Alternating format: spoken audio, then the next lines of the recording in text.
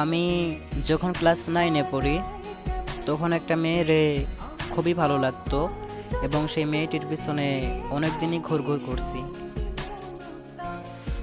কিছুদিন পর হঠাৎ ওই মেয়েটাই আমাকে নক দেয়। আসসালামু আলাইকুম। ওয়ালাইকুম আসসালাম। কেমন আছেন?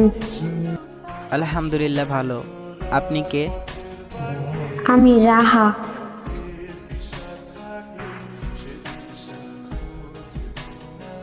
চিনতে পারছেন এবার? হ্যাঁ, চিনতে পারছি। আপনি আমাকে মেসেজ দেবেন এটা আমি কখনো ভাবতেই পারি নাই। যে মানুষটা আমাকে এত ভালোবাসে তাকে তো একটা সুযোগ দেওয়া যায়। I love you. I love you too. তারপর আমাদের রিলেশন শুরু হয়। রিলেশনের 5 মাস পর হঠাৎ একদিন, ওই রাহা, কই তুমি?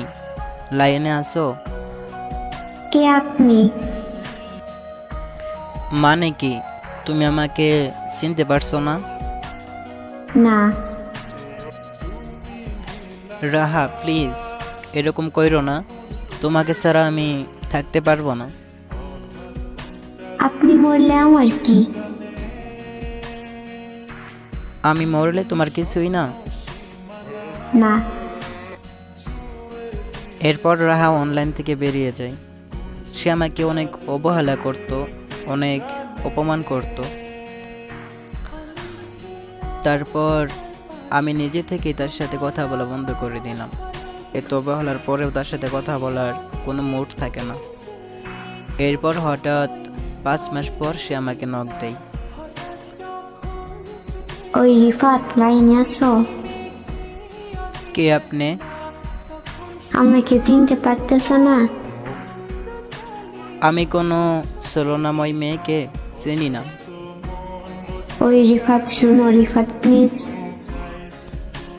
জি বলেন। আমাকে কি একটা সুযোগ দেওয়া যায় না?